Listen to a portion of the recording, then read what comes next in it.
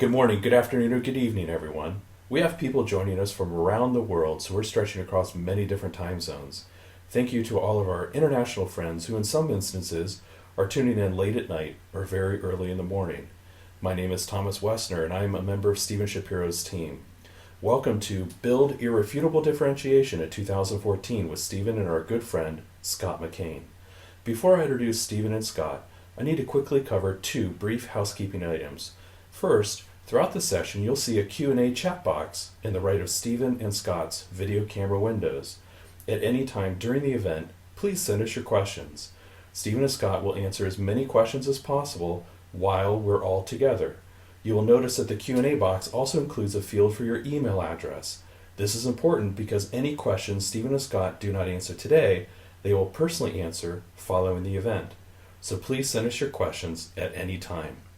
And the last point regarding timing, Stephen and Scott will have an unscripted, free-flowing conversation about innovation and distinction that will likely last about 60 minutes. And the Q&A portion will likely last an additional 15 minutes. So today's entire event will last approximately 75 minutes. All right, with all of that said, I'm pleased to introduce Stephen Shapiro and Scott McKain. Stephen is a leading keynote speaker, author, and advisor on the topics of innovation and creativity. He delivers awesome experiences with deep insights that go beyond what other people talk about. He has shared his message with over 450,000 people in 44 countries. And clients include 3M, Procter & Gamble, Microsoft, the Conference Board, Fidelity Investments, USAA, GE, NASA, and many others. Scott McKain is an internationally known expert who helps organizations create distinction in every phase of business. He delivers captivating presentations that reveal how to build more compelling connections between you and your customers and how to stand out and move up regardless of the economic climate in your industry. Ladies and gentlemen, Stephen Shapiro and Scott McKain.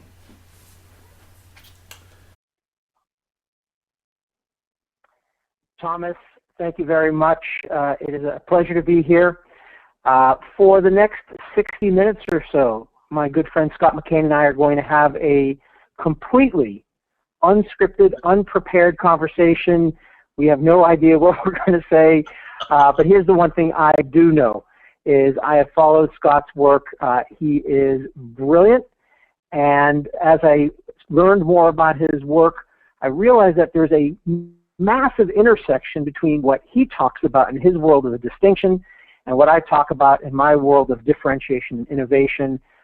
Scott, it is, of course, a privilege, honor, and thrill to have you here. Thanks for being with us today. Well, it goes both ways, Stephen. I respect and admire your work so much. I've been a big fan, and so to have this connection and to have the connection between us grow and to have the conversations that we've had offline have just been fascinating to me. And so it's something I've been looking forward to for a long time, and I appreciate you making this happen. And gosh, after Thomas's introduction, I can hardly wait to hear what we have to talk about. because, well, let's dive right in. Yeah, so we're going to talk today. So your work is all around distinction.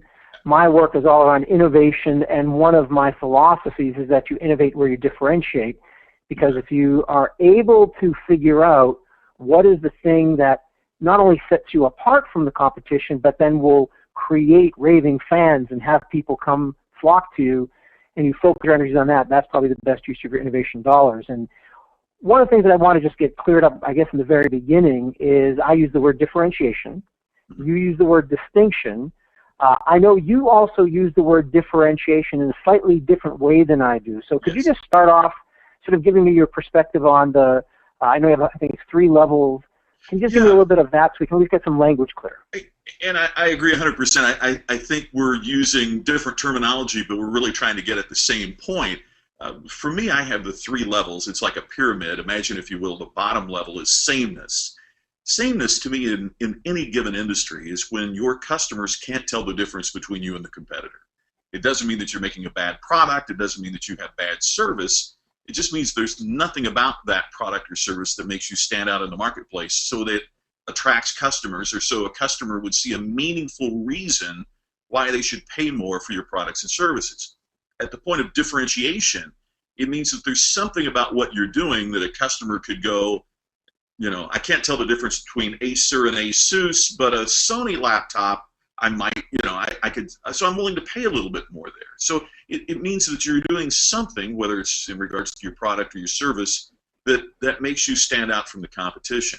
But to me, distinction is the highest level, and that is where the way that you do business, the way that you are, what you've created as an organization, it means that you not only have to go out and pursue customers in an acquisition mode, but what you are speaks for itself so much that you attract customers. And I have the belief that customers that you attract tend to be the raving fans that you talk about more than the customer that you have to go out and pursue and track down and twist their arms and do all that to get a transaction. So I think there's a lot of similarity between how we're defining that top level. The term that you're using is differentiation, the term I'm using is distinction. But I really think it's all about the same thing, that there's something so innovative about what you're doing that it makes customers go, wow. And that can be in your product, it can be in your service. Are we on the same wavelength there? Yeah, I think so. When I use differentiation, we're really talking about your distinction. They're the same type of thing, and but it's not innovation for innovation's sake, and it's not being different for difference sake. I mean, that's a dangerous path to go down. You have a lot of people out there who are trying to figure out, well, how do we just be different than everyone else to stand out? But standing out doesn't mean you necessarily create value for others. Yes. And to me, at the end of the day, this is all about how do you create something so compelling that people will flock to you, and then once they're there, they'll never leave. Because at your sameness level, I'm assuming that the competition, you're competing around price. And premium pricing is not an option at that level. Right, because if there's no meaningful differentiation, I mean, at the end of the day, to become a customer, you have to differentiate, right? I mean, the customer, to make a purchase, always has to find some differentiation to choose A over B. And so if I, as the customer, from my customer perspective, see no difference between the options, then price becomes the way that I differentiate. So if we're not giving them something to become excited about other than price, it's impossible to stimulate customer loyalty or create those raving fans, because at that bottom level, what the customer is a fan of is price. They're not your fan. They're the fan of the price. And so that has no long-term significant impact, erodes your margins, wipes out your profitability. So it seems that I love your line about innovate where you differentiate, because that's where meaningful value, it seems to me, is created for an organization or for an individual. I mean, it doesn't have to be a major corporation. That's part of what I love about what you talk about, is it's something that, I'm a sales rep here in Kansas City, where I'm in the Marriott today. What do? Well, if I can find innovative ways to communicate, then that creates differentiation for me, whether my company is doing that or not. Yeah, and I want to build on that with maybe a slight twist, because one of the things that I'm a big believer is that, in the world of innovation right now, there's a lot of people who say that innovation is everyone's responsibility. I'm like, okay, I'm cool with that. But then they'll follow up and they'll say that everybody should be innovating everywhere. Yeah. And that's actually where I have the issue, because everybody has their own opinion as to what's important. And unless the organization has complete clarity and alignment over what matters most, then it makes it very difficult for people to really figure out, how should I prioritize my energies? So I'm just going to go off on a little bit of a framework right now. The way I look at things is there's 3 levels of activities that take place inside of any organization. And it doesn't matter where you are or what kind of organization you're in, there's always 3 types of activities. There are support activities, and these are the activities which customers would not pay for. So these enable the organization, these are important, but these are in the background, so they don't create direct customer value. And anything that you do that supports, so if you're a sales rep, for example, even sales reps who are important people still do support work. So it's not a department or function. We're not talking about HR or finance. What we need to do is so sales reps might fill out time reports, timesheets, keep track of expenses. Customers don't care about that. So what you ideally want to do for those types of activities is either outsource them, delegate them, minimize them, eliminate them. But the whole idea is you want to spend as little time on them as possible, because they're not valued by the market. At the second level, you have things that are core. And things that are core are things that customers value. If you get it wrong, you'll lose them. If you're in the delivery business and you don't deliver packages on time, you're going to lose your customers. So it's all about meeting the expectations that everyone has of every company in your industry. But that's the table stakes. That's what everybody's expecting. You're not going to set yourself apart on those things. And for those activities, you need to get them right. They need to be well-oiled machines. And what you want to do is you want to either automate, use best practices, use Six Sigma, or even potentially outsource to someone where this is their differentiator, which then leads to the highest level, which differentiation. And with differentiation, that's where you put your innovation efforts. If you don't put all your energy into setting yourself apart, you're really just trying to play a game of catch-up or a Me Too game, and that's a way to. So one of the issues is that people think that innovation is expensive, and probably differentiation and distinction is expensive. Well, it's actually not if you do it right, because it gives you that focus that allows you to make the best use of your dollars. I couldn't agree with you more. I hear so much when people say, well, everybody overuses the examples of Apple and Southwest Airlines and Nordstrom and, and on and on. And my response to that is, well, help me get more examples. They are prominent national examples, global examples that we can talk about that people around the world that it unifies them, whether it's Southwest Airlines here in the United States or Air Asia in that part of the world, or the different ones. But when you were saying that drew a picture of Southwest Airlines to me. Is that I could if I told you I was on a flight yesterday and the flight attendant told a joke and made it fun, you'd go, oh, you were flying Southwest, because what they do is differentiating. It's innovative, but it also makes the flight go better for the customer. And so there's a meaningful point there that it makes being a customer more fun and more easy, and it creates a brand for you as well. And so that's meaningful. And I love what you're saying, because I see so many organizations that are more focused on their competitors than their customers, and just trying to play that Me Too game. And gosh, we can't let them have that, so we'll do it too. And move themselves down that pyramid I was speaking about earlier. That they're just playing that game of catch up. Are you seeing that as you observe as well, Stephen? That certainly happens. I mean, so one of the key things is to recognize that replication is not innovation. So if you try to implement someone else's best practice, especially someone in your industry, a competitor, that basically means they're already ahead of you. So by the time you implemented what is a best practice today, by the time you implement it, they're going to be on to the next practice. So it's this never-ending game of catch-up. So you do need to understand the marketplace. You do need to understand your competition, because if you decide, hey, we want to be, we want to differentiate ourselves around a particular area, and everybody else is already doing this, and they're bigger, and they're already doing it really well, you're not going to do so well. So I like, for example, Progressive Insurance. This is something which, when they started off, they were a niche player, and they pretty much only insured the uninsurable, the people who are really high risk. And they decided they wanted to be able to scale the business. And the way they wanted to scale the business is they looked at what was taking place in the market, and they realized that there was an underserved need. And that's the key thing. We need to find something that people want, people value, and that solves a pain that they have. And then they went after it. In this case, what they did was they created mobile claims vans. So what they did was they literally would drive around looking for accidents. They had people on, the phones and on the walkie-talkies. And if one of their customers was in an accident, they would go to the site, and their objective was to issue a claims check at the site. Now, it's a heck of a lot easier to do that than it is to have to go to a claims adjuster and then all the other type of rigmarole that you go through. And that was the thing which they did that differentiated them, and they claim is the thing which brought them to where they are today, where now they continue to differentiate themselves on their pricing models, where you go to progressive.com and you can get a price on anybody. And so they're not competing on price, because they know that, yeah, they're going to have a great price, but they also know there's other things that they're going to beat the competition on, and therefore the price game, they're basically just eliminating that one almost completely.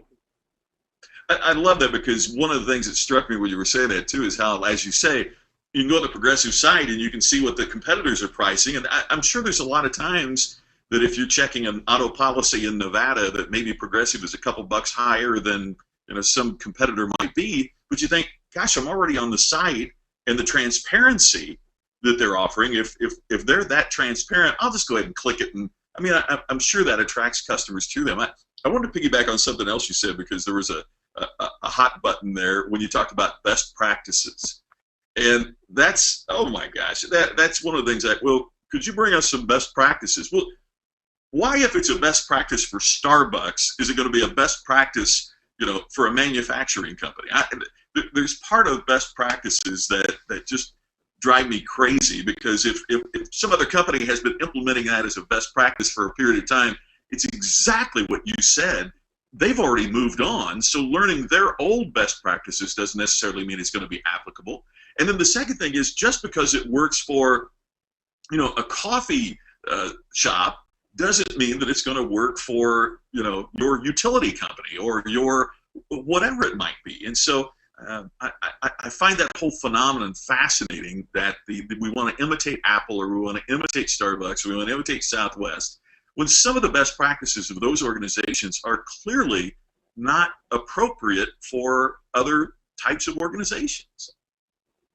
Well, I think that's true. I think there's two parts to this one. So, for example, I've been doing some work with 3M. And 3M has a fascinating culture. I mean, it is so different than any other company, because basically, their philosophy is, if I'm an expert in abrasives and I think I have a solution that will apply to adhesives or reflectives, it's basically my responsibility to go make sure I'm helping other people, even if it's not part of my P&L. And if somebody calls me up with a question, I will absolutely make sure that either I answer it or I find somebody who can answer it. So 3M gives their people 15% of their time to go do these types of things. And other companies have tried to implement the 15% rule. The problem is they're not 3M. They don't have 3M's culture. And what ends up happening is they spend 15% of their time on things that create absolutely no value. So replicating what other people are doing, if you don't know the context, is not valuable. But I do want to say is that in the world of innovation, the breakthroughs actually do come from implementing best practices. Maybe best practices is the wrong word, but concepts from other industries. So, for example, I look at, if I'm trying to solve the problem of I have a limited capacity of a product, or I want to try to maximize utilization of a product, well, I can think about who else has done something like this. So, for example, I live in a marina. In my backyard, there's a boat club, and it's a boat club where they have about a dozen different boats, and what you do is you get a subscription to it, and it's an unlimited access to those boats. You get to use it as much as you want. Now, that could create havoc. So they sort of ask themselves, well, who else has solved a capacity issue like this? And the answer is Netflix, when they were dealing with the DVDs. So you got unlimited access to your DVDs, but you only got 2, or however many you had for your subscription, 2 outstanding ones. As soon as you sent one back, you got the next one. So this boat club implemented that with reservations. You have 2 outstanding reservations. Once you use one, you get a new one. So it's applying a concept and adapting it. It's not adopting it, but it's adapting it to something that will create a lot of value for a completely different industry. And that's actually where a lot of the breakthroughs come from. So it's sort of it's an and. Sometimes it doesn't make sense. Yeah. Sometimes it does make sense. Yeah, and I think part of that revolves around where are you selecting the practice. For example, when Howard Schultz left and then a new CEO came to Starbucks, he saw product diversification as being something good and a best practice. So then he starts bringing, he was quoted as saying, we want Starbucks to be the #1 music retailer in the world a few years back. Well, it got him away from their clarity. Customer loyalty eroded. The raving fans started, not coming in as often. And that was part of the reason they brought Howard Schultz back. And so I think that when you're able to ground that best practice idea in what you are, in other words, this is what always kills me, and you face the same thing, I'm sure, is, you'll be about to book a speech and then they'll call and say, well, we decided to go with an industry expert.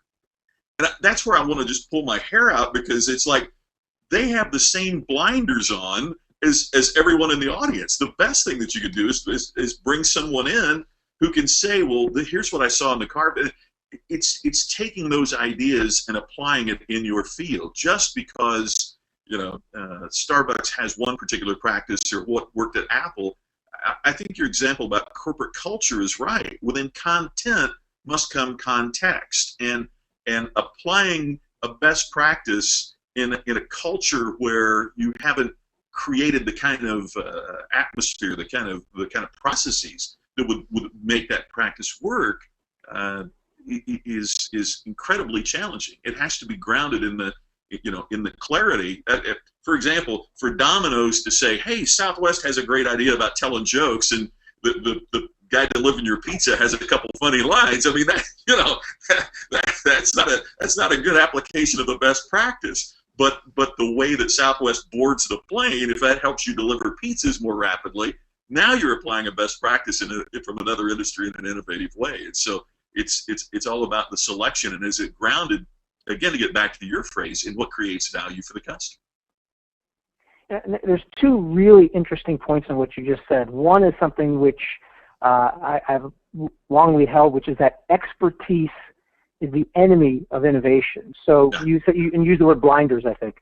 The issue is when you are an expert in your industry, or you bring in an expert from your industry to come speak at your event and tell you what's going on in the industry. Well, basically, first, there's two issues with that. One is they've got blinders on as to the bigger picture of what's happening in the market. The other issue is that, well, you want to just hear what everybody else is doing in your space. That means unless you're really looking at what are the holes, like what are the things they're not saying, or what are the things that they're not doing, well, then that might be interesting because you might be able to find some areas of differentiation or distinction.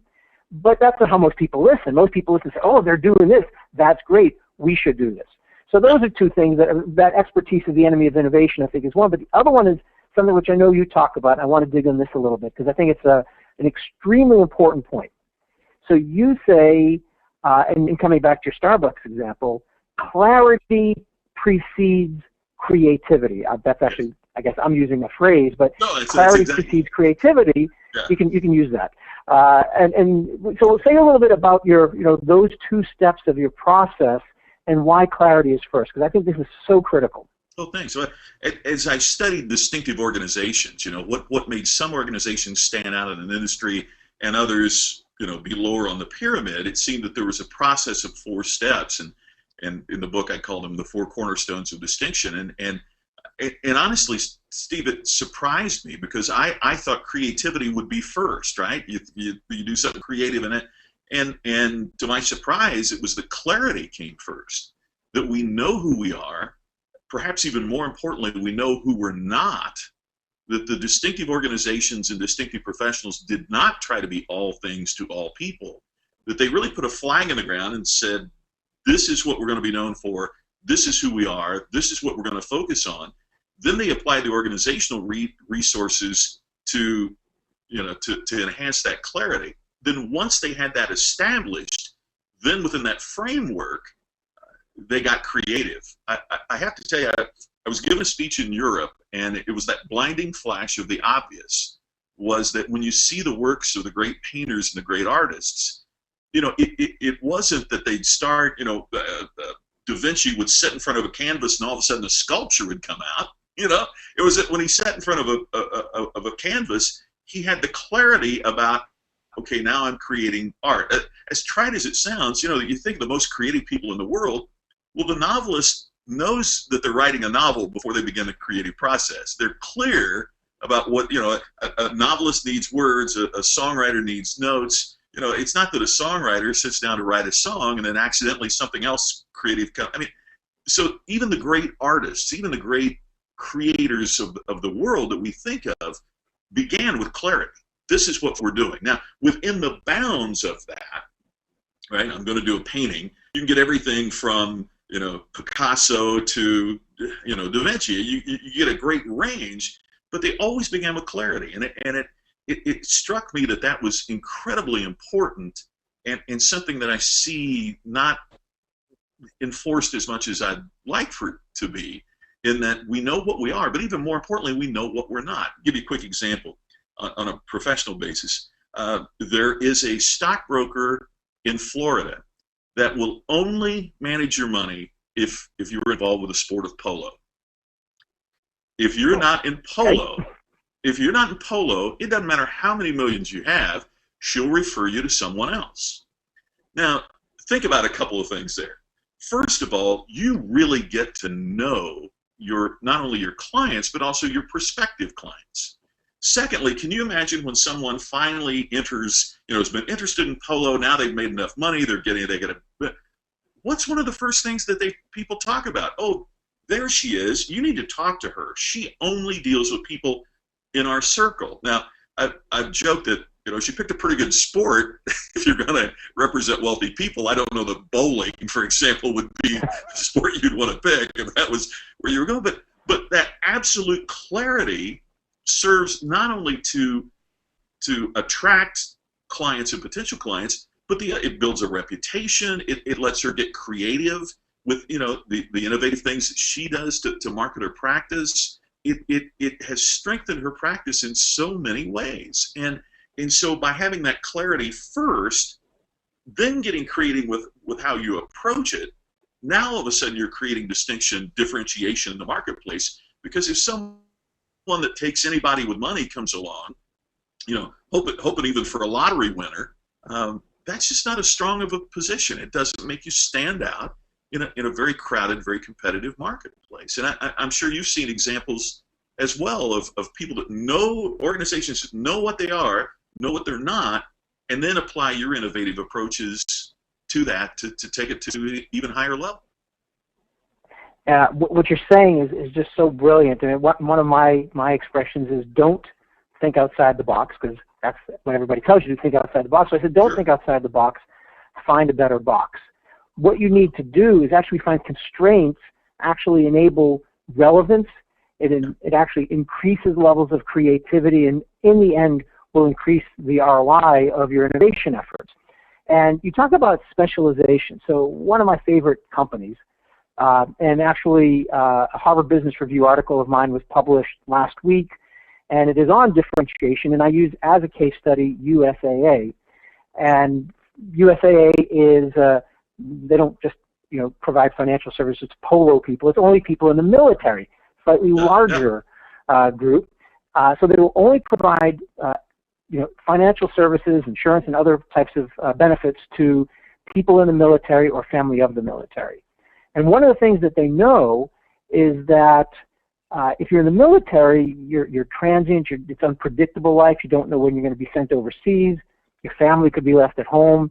So their definition of innovation, which is really their differentiation, is anything that makes the lives of their members better. If it doesn't make the lives of their members better, members being their customers, if it doesn't make them better, then it's not really innovation for them.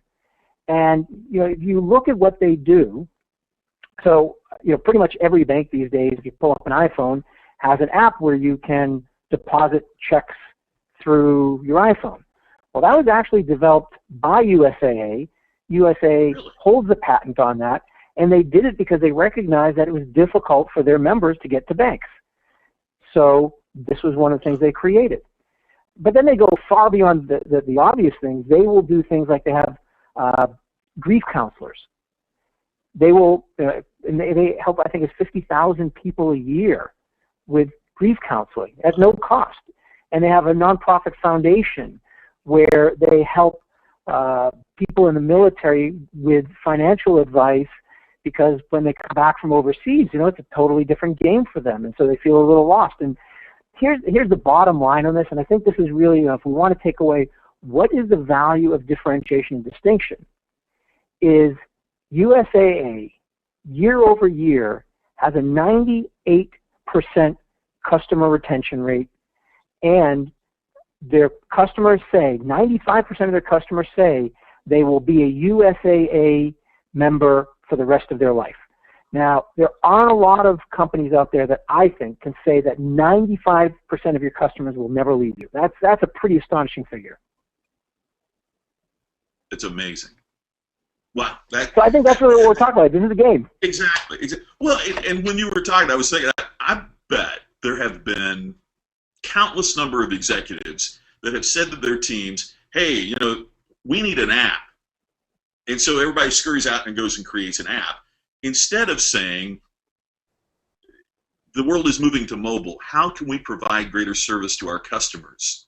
And notice how just that little change in how you approach the issue creates a completely different result. Having an app just to have an app may not create any value for your customer, but thinking about, okay, how do our people who are transient deposit checks creates a totally different approach. And so, if you ask the wrong question, you get the wrong answer. That's an old cliche. It's been said forever. But at the end of the day, if we're saying, okay, how do we leverage the move into mobile or a transient customer base? How do we create more value for them? Hey, you've heard the story where Amazon, requires that there's an empty chair in every meeting room to be a symbolic representation of the customer, so that at every meeting, at some point, that empty chair, if that person were here, how would they respond to that situation? I think it's really brilliant, because so many times we focus on how this impacts our process, how this impacts the way that we do things, and seldom do we ask that critical question: how does this impact the people that we're trying to serve and the future people that we're trying to sell? Is it going to have meaningful differentiation? Is it going to have, is it going to create distinction for us in the marketplace? And every organization that I work with, and I've been fortunate to work with a lot, they have great plans about acquisition. Here's how much money we're going to spend on marketing. Here's what we're going to spend on advertising. Here's how we're going to go out and acquire new customers. But they don't plan retention with as much passion and precision. And look at how much money USAA saves by having that type of retention. I mean, growth is based on, adding to the mix. Well, if you retain, but if this market share is shrinking, now I've got to go acquire more as well. As it's so much easier to retain and grow upon that foundation than it is to constantly replace this churn. Today's newspaper, I haven't seen it yet, but I'll guarantee you that today's newspaper has a full-page ad from a mobile cellular telephone company promising a new customer a better deal than what I've got with them right now, which means we're absolutely disloyal to I'm loyal to the iPhone, I'm not loyal to my carrier. And so if you're always giving new customers better deals than your existing customers can get, if you're focused on acquisition rather than a combination of acquisition and retention, if you're not doing anything differentiated or distinctive enough to attract customers, in today's hyper-competitive environment, I just think you're in trouble. I mean, you've seen these great examples. We've also seen other examples of companies that they just don't get it. And I guess that would be my sermon, so to speak. To use a bad word, but I mean, it's not the most eloquent word, but I mean that would be what I would preach about to organizations: is how do you find better ways to do something differently, so that it connects with a customer, so that they realize what a value it is to do business with you. Well, and you touched on something when you started to talk about the mobile carriers. So I saw that T-Mobile recently announced they will pay the early termination fees for customers who are with any other carrier. And if you think about how we tend to retain customers, the way we tend to retain customers is either punitive, or we make it just ridiculously difficult for them to leave. And then you sort of feel enslaved. It's not like you were like, yeah, I'm with my carrier because they're the best. But it's like, well, it's going to cost me, a few $100s to leave, or I'm going to have to move all my data and copy this, that, and the other thing, and that's a real pain. So the key, I think, also as part of this is to not just make it difficult for people to leave, but again, like USAA, have them really just so excited and passionate that they just wouldn't want to leave, even if it were easy to leave. Well, I've told you this story. I hope you don't mind hearing it again for our viewers and listeners. But I was speaking in Australia, and an executive with the company I was speaking for there got up after my speech and started telling a story, and it really impacted me. He talked about that he grew up on a farm in the area in Tasmania, where the ranches are so big that literally it's kind of like the Golden Gate Bridge to build a fencing to keep your cattle in. But by the time you've repaired it, you've just got to keep making laps because it's so labor intensive and so expensive to keep the fencing up to make certain that your investment in your livestock, doesn't get off your property. And he said one of the things that they found was that if they dug a well, that the cattle would be attracted to the water and they wouldn't stray. And the deeper the well, the cooler and the fresher the water, the more attractive it became to the cattle. And so they realized that rather than spending so much time building fences, they were better off to spend their time digging wells. And he said, isn't that a good business lesson? In other words, how much time have we spent building fences to trap our customers, to make the pain required to get away from us so difficult that they surrender, as opposed to digging a well that they want to stay, that it compels them to continue to not stray from us. And he said, our corporate goal is we're going to spend more time digging wells than building fences. And man, I love that story, and I continue to use it. I just think, the point that you made is right. We so many organizations focus on customer imprisonment rather than creating an experience so compelling for. In my first book, All Business is Show Business, one of the things the publisher is my first book, and so he said, that you really ought to define what you think is critical for a successful business. Is there a phrase, soundbite that we could use? And the best I could do was I came up with the purpose of any business is to profitably create experiences so compelling to customers that their loyalty becomes assured. And I'd stand by that to this day. The purpose of any of our businesses is to find a way to profitably, now obviously that profitable part is critical, but to profitably create experiences that's so compelling to customers, that wow factor, that raving fans that you brought up, that why would they want to go anyplace else? And so to me, that's part of what we're talking about here is that, creating that differentiation, creating that distinction is digging that well in such a manner that it's so compelling to customers that you don't have to fence them in. And the other thing is, with that repeat comes referrals. When I was just out of college, I attended a sales training seminar, right? And so one of the things that they basically had was referral class, and the one class on how to get referrals, and it was basically, Steve, do you feel my service has been of value to you?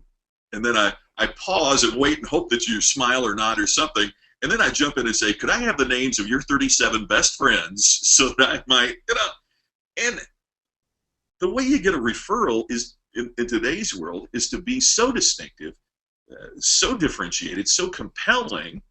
I mean, if somebody does a fabulous job for me, I can't wait to tell you when we run into each other again, right? Man, if you try, and that to me is the standard of success in business today. Is are you so distinctive? Are you so differentiated? Are you creating an experience so compelling that my loyalty is assured? I have no desire to go anywhere else. And your USAA example is a great example of that. Why would you go anyplace else? Well, and you bringing up a really important point, which is I think sometimes something which companies sort of confuse a little bit, is your customers, at the end of the day, and what your differentiator is. Yes. You don't. Great point. Your investors don't. Your shareholders don't. Your employees don't. You might be able to help influence things, but at the end of the day, your differentiator is what your customers say it is. And if your customers don't say this is a differentiator, then it doesn't matter. And so this also gets to another important point, which is I'll have a lot of companies. So the way I'll work with a company is my general philosophy, to step back for 2 seconds. My general philosophy when it comes to innovations is a 3-step process. Ask the right challenge, the right way, to the right people. Asking the right challenge is figuring out what matters. Innovate where you differentiate, what we're talking about. The second one is the right challenge is then framing it. Don't think outside the box. Find a better box. Be able to frame the challenge in a way that will accelerate the finding of solutions. And then to the right people gets that expertise being the enemy of innovation, which we talked about earlier, which is don't go to the experts all the time for solutions. Solutions can come from a lot of different places. And so the first step is to figure out what your differentiator is. because otherwise you can't really figure out how to innovate properly. And so I'll ask the question, how do you differentiate yourself? And I can have a room with the CEO and the top leaders that have done this numerous times, and either I will get blank stares. I remember this one time, there's a major technology company, CEOs in the room, top 20 executives. I asked the question, how do you differentiate yourself? And nobody answered. The CEO looked around the room and was like, what's going on here? Or you get situations where they got a lot of answers, but nobody has any kind of alignment at all as to what the differentiator is, which is not so good, your clarity, that thing that you said. Or you get a situation where everybody agrees, now that you think would be good, but there's two types of agreement that's not necessarily good. One is you agree on a differentiator that actually doesn't truly matter. So a lot of companies sort of take the easy way out. They will say their differentiator is their culture or their leadership. And I said, like, the customers don't buy that. Customers won't say it's your culture or leadership. You have to say, what does that make possible? Your mission statement, your vision statement, that's not a differentiator. Being number 1 or 2 in your category is not a differentiator. Customers don't care about that. So this all has to translate into something that customers value. I'll talk about the other mistake maybe a little bit later, but I think those are, this is so important, is to just recognize at the end of the day, what you think it is not really that important. I could not agree with you more. I had this conversation with a group a week ago. They said, well, our differentiator is we have great customer service. To which I responded, you think your competitor is going out there saying, hey, we're going to abuse you, we're going to treat you like crap, but buy from us? I mean, everybody says they have great customer service. To say you have great customer service does not differentiate you in the marketplace. It's how you deliver upon that and what you do. So you and I are in total alignment on that.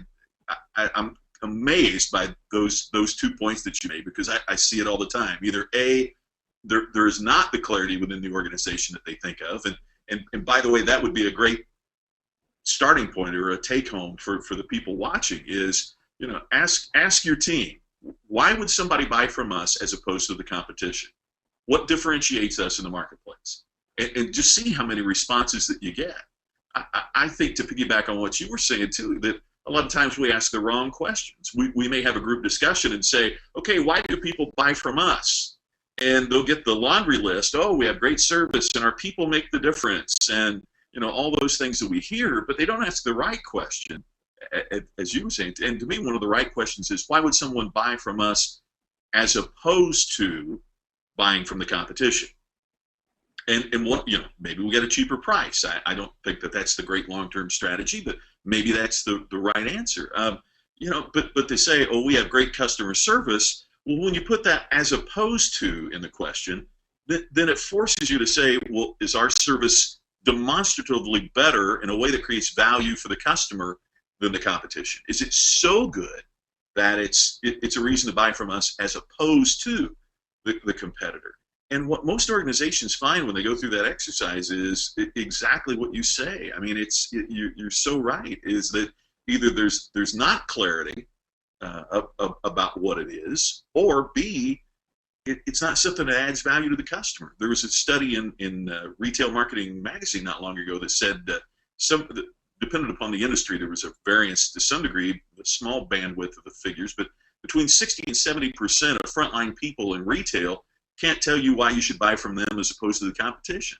Well, if your own people don't know it, if you haven't sold your own people, how in the world do you expect them to go out and make, an impression and impact on the marketplace? So you're so right. Internally, we got to decide upon what that message is, and then carry it to the group. You said there was a couple other points. I'm interested in what those are. Then, Steve. Well, so one, just to build on what you're saying, is I find sometimes if you ask the question, how do your competitors differentiate themselves from you, they can answer that. So it's sometimes just hard to look at ourselves to really get a good sense. And even asking customers, the problem is you ask customers, first of all, if you ask your customers, you're not asking your non-customers. So that's fine to understand who you have today, but what have you done to understand the 99% of the market that you don't own, or whatever that percentage is? But understanding what your customer's differentiation is sometimes an interesting exercise because it then gives you the clarity around what some other organizations have done. And it helps you understand maybe what some of the thinking you need to do. The other point that I was going to make was around, well, I'll tell you a story. So I was doing this with a company. They're in the home assurance industry. And basically these are the people who, if you have a boiler, a water heater, a air conditioner breakdown, they'll come and fix it. And so we started off asking the question, what is your differentiator? And every person in the room, so we had perfect alignment, this is awesome. Everybody agreed that as their pricing models, that they were able to create these unique pricing models that somehow, and we didn't get into the details, but unique pricing models that were so different than their competition that that's why customers were interested in them. So that's great. There's agreement on it. Then I asked an important follow-up question. I said, how long after you introduce a new pricing model does your competition replicate it? And they said on average 2 weeks, which basically means they were spending all their innovation dollars coming up with innovative pricing models that everyone else just became a fast follower. In the long run, that's not a differentiator. That's doing the hard work for someone else. Yeah, absolutely. So we step back and we really look at what are the things that they do better than anyone else that would have a fundamental impact on the service that gets provided. And because of their scale and a variety of other things, it's a big company, they had a unique relationship with the independent contractors who did the repairs. And what they decided to do is take all the money that they were spending, all these other things, and they would funnel it into building a compelling and powerful relationship with those individuals. Given the scale of their organization, they could buy things on their behalf at big discounts. They put them through free education and other types of things. So what they do is they put the money into building this network then that their competition had no chance of ever being able to replicate. So the important point is your differentiator has to be difficult to replicate.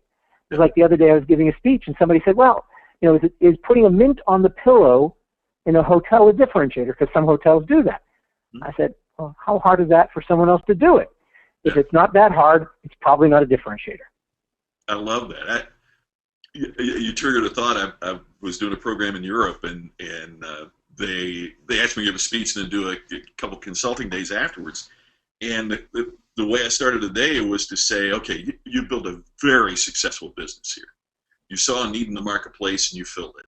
So what I want you to think about this morning, let's start making a list here, is if someone was to enter the marketplace and compete against you to successfully do it, what would they do?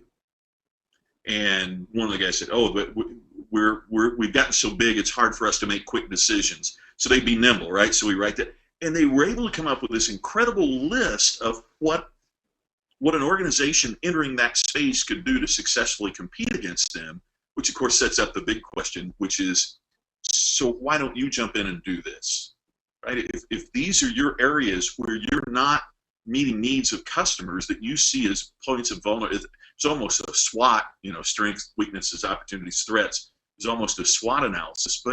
But I would encourage organizations to ask that question. If somebody, let's not focus on our current competitors. If somebody was going to jump in this space and really hurt us, what are some of the ways that they would do that? How would we compete with us? Almost like we were talking offline about football, with the Super Bowl approaching, and it's almost like doing the X's and O's. Okay, so if trying to imagine what the other team is going to do, how are they going to defend us? How are they going to push the offense against us? And I think sports analogies are overused, but that's one that might be appropriate, is to think about if somebody was going to enter the marketplace and impact us, how would they do it? And then ask yourself, okay, if this is how we see that they could do that, why aren't we doing this? Why don't we jump in and do some of these things that would create more compelling differentiation for our customers? Well, the analogy I use on this one is the TSA. So I know you and I are on planes a lot. Yeah. And if you think about the way TSA has operated in the past, is the way most companies operate. So somebody tries to light their sneakers on fire. What's the next thing we have to do at the airports? We have to take off our shoes. You know, people are trying to blow up a plane with liquids. What's the next thing we can't do is we can't bring in, liquids onto the planes. Yeah. If that's for me, let them know I'm busy right now. Okay. Sorry about that. I thought I had that off. There we go.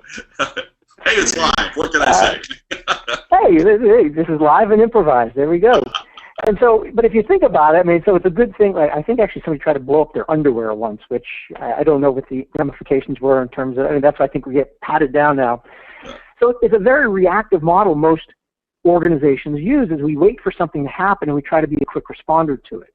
And I think what you're getting at is the opportunity is to be, I don't like the word proactive, but actually to predict what could happen next. And part of this, what this involves, coming back to the expertise being the enemy of innovation, I always say don't think outside the box, find a better box, but one of the things where I do think you need to think outside your organization is on you should be asking. Because what we've done is we've gone through top executives, and we've asked top executives in companies, what are the 3 things that if you worked on would have the biggest impact in your organization? Here's the problem. Even though these are most likely important questions, important challenges coming from important people inside the company, it's still based on their 30 years of experience doing one job. And they don't necessarily see demographic shifts, what's happening with generational issues, what's happening with geographical issues, what's happening with economic issues.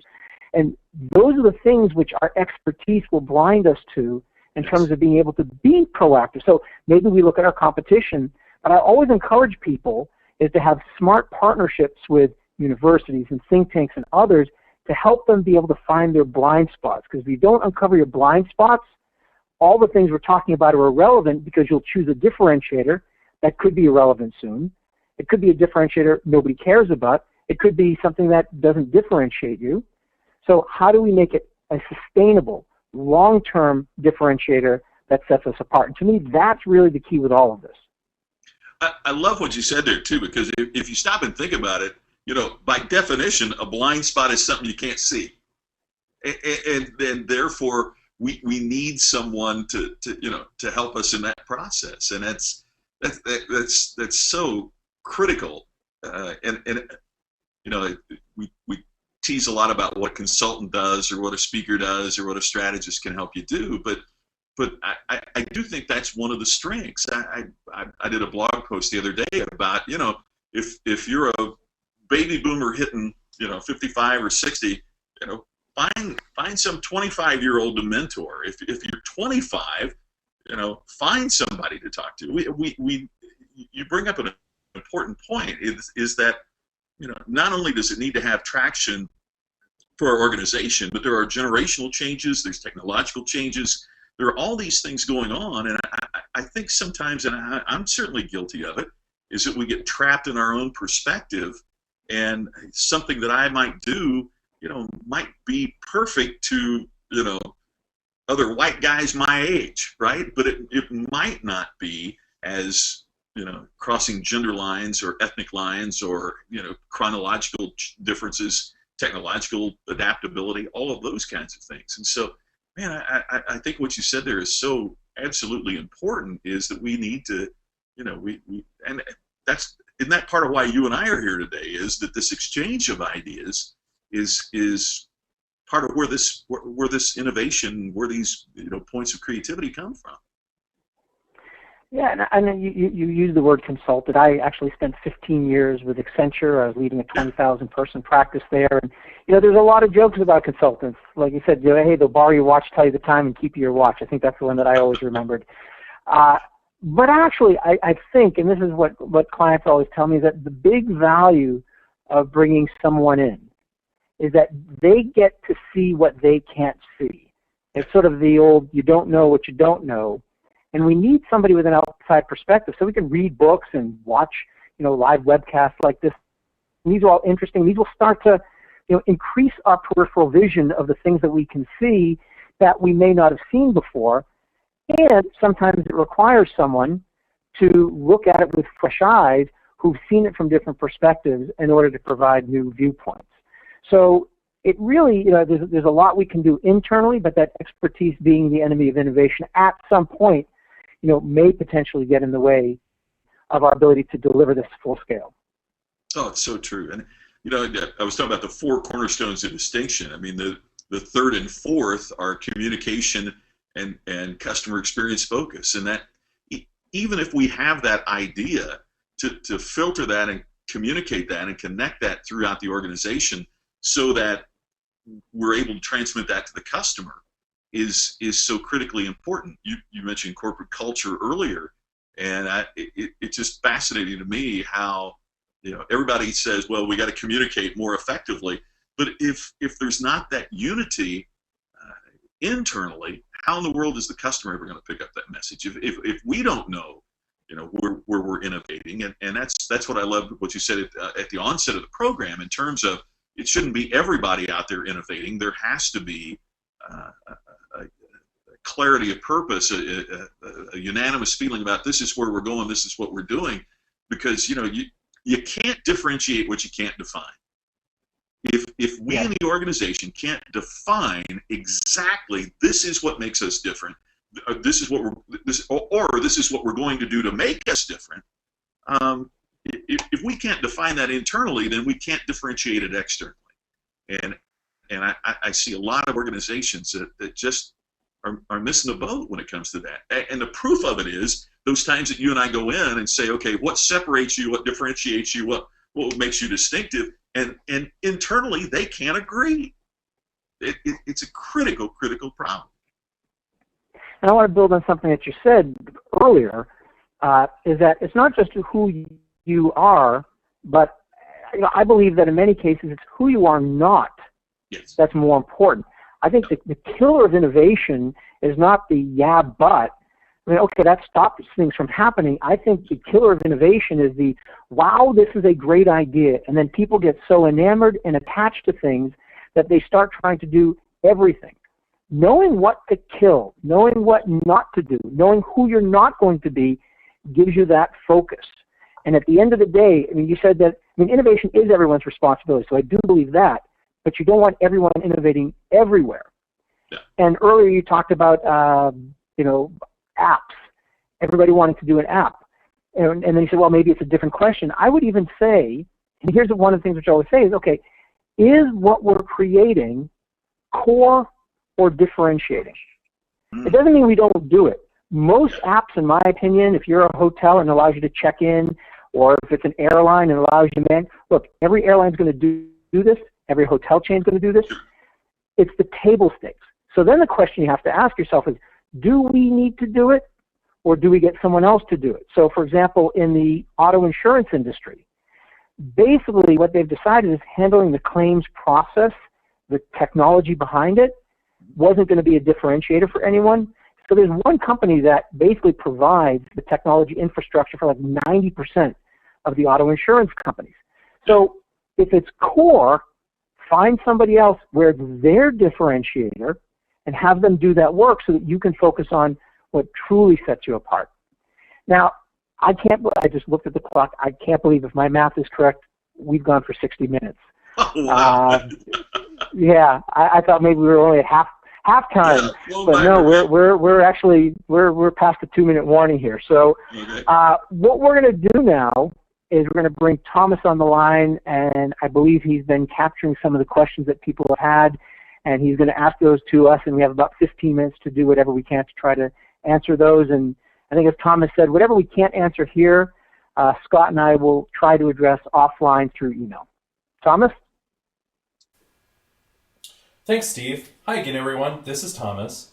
And before we begin the Q&A, we want to thank you for joining us today and to let you know again how much we enjoy this opportunity to share some of the insights and experiences with you. And we hope you're able to put all of it to good use. And unfortunately, sometimes putting new strategies and steps into practice can be very difficult, and learning new concepts in just 60 minutes can itself be a challenge.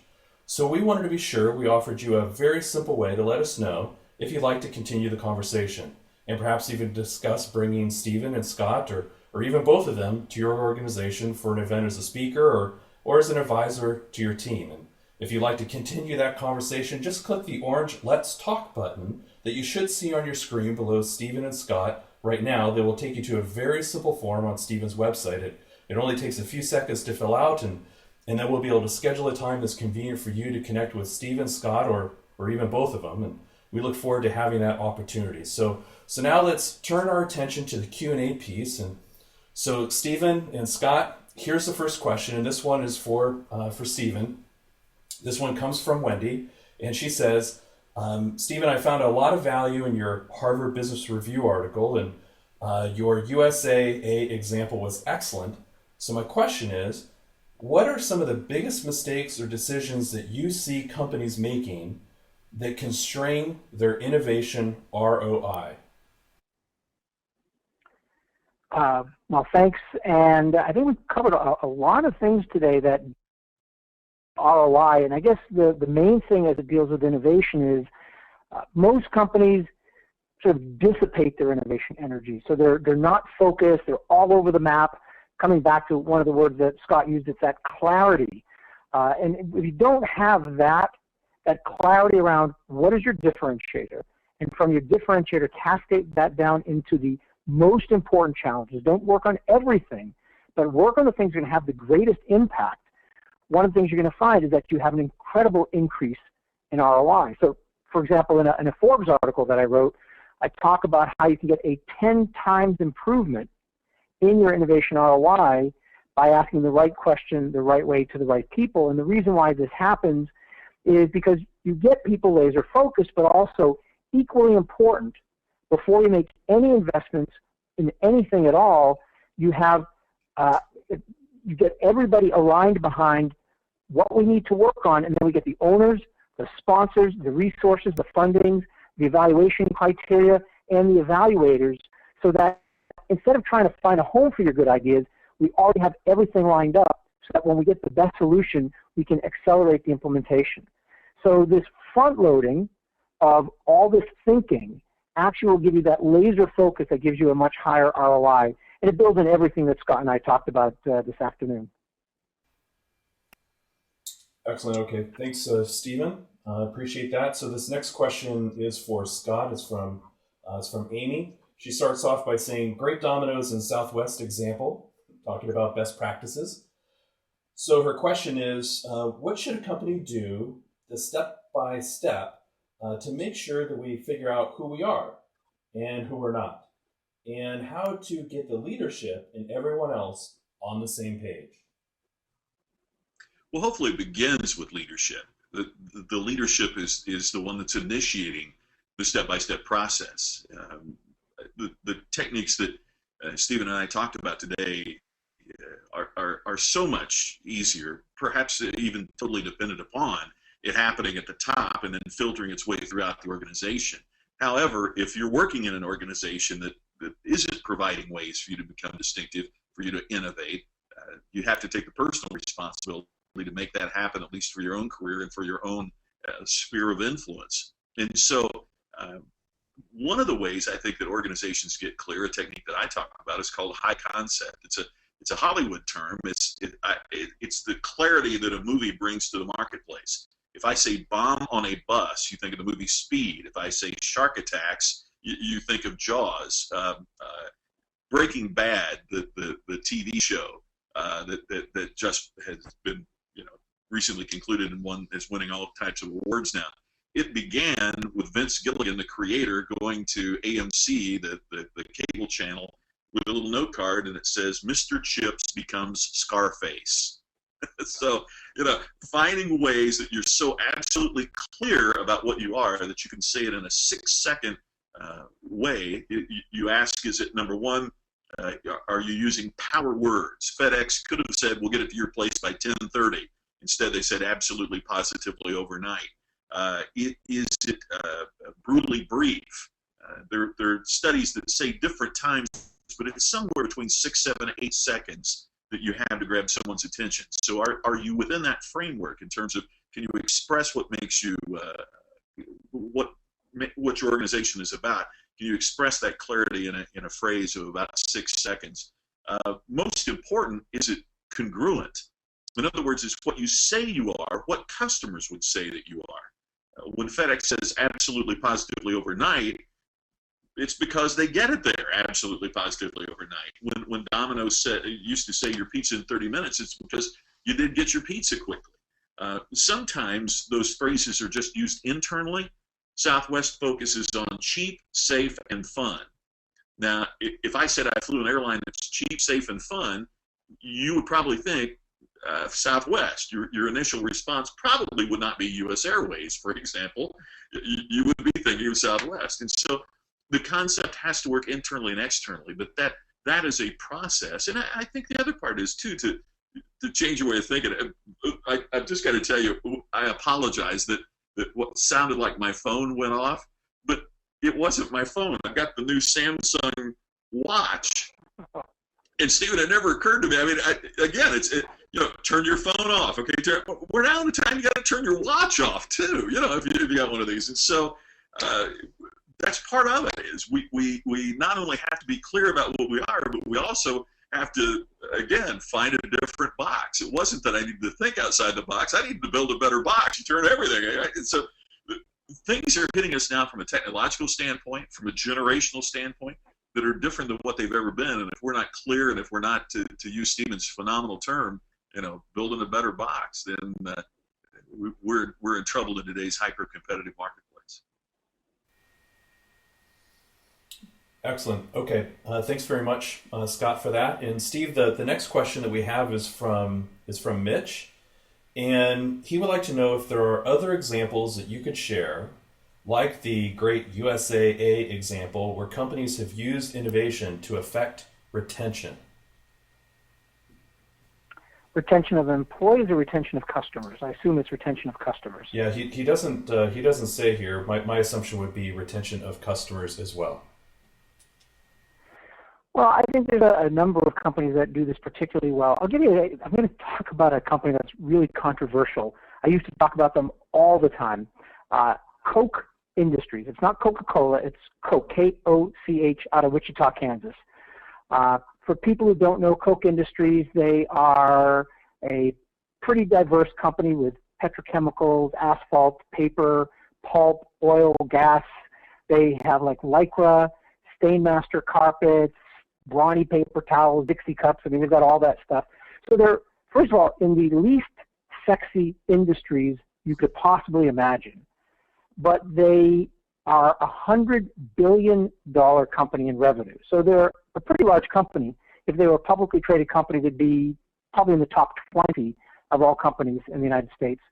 And the thing which they do, which I think is so fascinating, is they've been able to grow the company for 50 years, at 50 years, 8 to 10 times greater than the average S&P 500 company. They are the fastest growing company, as far as I can tell, of any company in the world.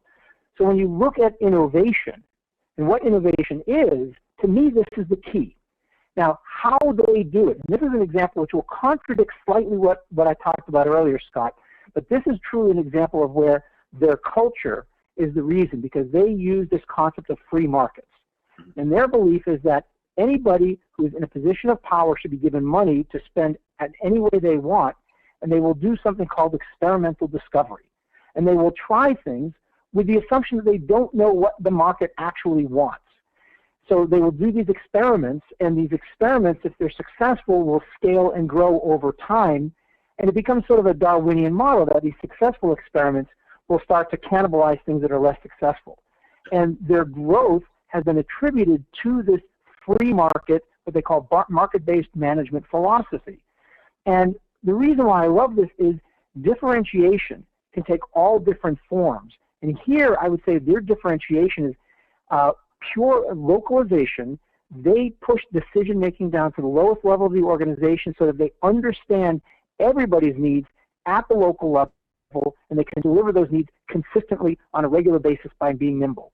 So it's a slightly different answer than maybe we talked about earlier, Scott, but look, you can't argue with the numbers. They've grown faster than any other company. They're huge. I just think they're an amazing model for what is possible if a company truly wants to embrace a culture of innovation that's embedded at every level. Could I piggyback just quickly on that too? And sure. And that's to say that I think what Stephen said just there about what retains customers, philosophically, it also retains employees. If you look at the list that I believe it's Fortune magazine comes out with every year of the best companies to work for, those are also very successful, very profitable organizations. We call this a clue. Right? Yeah. If you have the type of organization that inspires your people, then they take that culture to your customers. And so I don't think it's a surprise that Nordstrom has the reputation as the best place to work for of all department stores, and they also have the best customer service.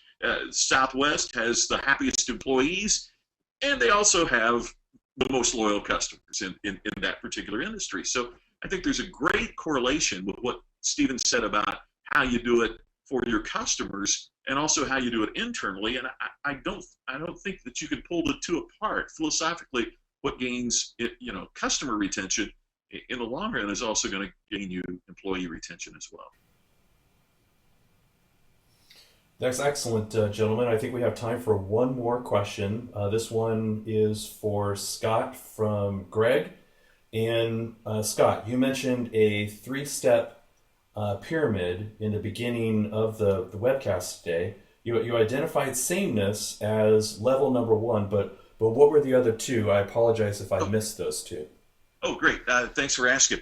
Level one is sameness, where, let me use the laptop computer example. It's what I use in the book. If I walk into, let's say, Best Buy, and I'm going to buy a laptop, there's going to be some there that are all this that I consider to be at that level. A couple examples would be Acer and Asus. Why would you buy an Acer over an Asus or the other way? I don't know. I mean, I can't tell you what would make a Fujitsu superior or inferior to a Gateway. To me, they're all the same. So I look at price, or I might look at the size of the hard drive, but it's a commodity type of purchase decision.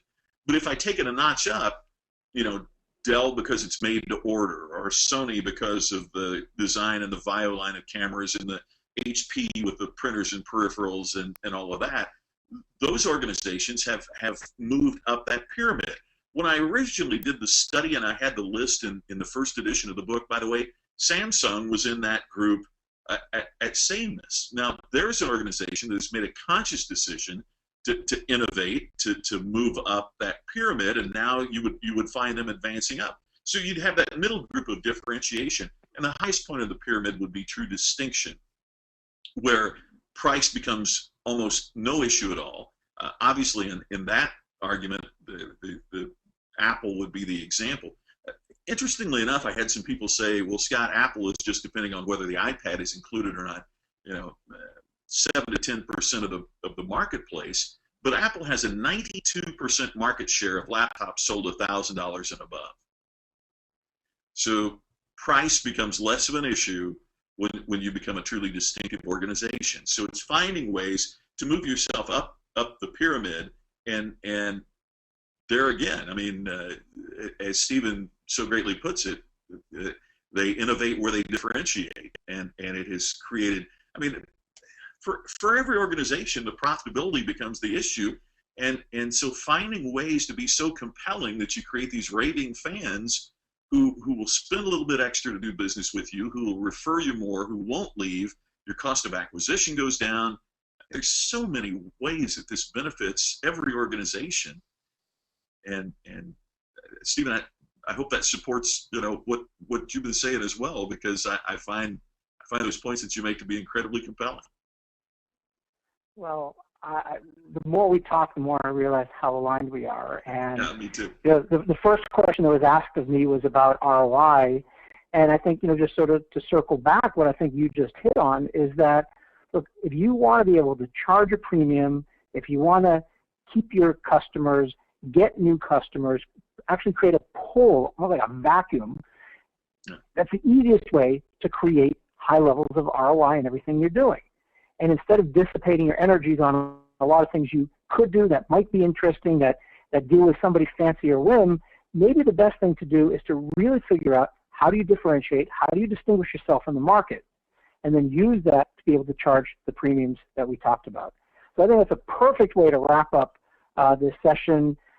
Scott, I can't thank you enough for your time. I love the conversation, and I think we should do this again, but next time, I want to be in the same room with you. I love technology, and I want to do this face-to-face. We'll have another session. We'll dig even deeper on it. I hope we can do that sometime in the very near future. I would love to do that. And Stephen, thank you so much for the invitation. I really appreciate it. And I'm a big fan of and your article on the Harvard Business Review is a perfect example of it. You're such a compelling thinker and writer and speaker, and so thank you for the privilege of joining you. And I second the motion. Let's get together and do this in person sometime soon. Great, and thank you everyone who's been watching. We're hoping that this is the start of 2014 for you. Starts it off on a great foot and helps you build that irrefutable differentiation, that irrefutable distinction that's going to make your organization one of the most successful organizations and maybe one of the greatest places to work, as you pointed out, Scott. So thanks, everyone. We hope to see you soon. Bye now.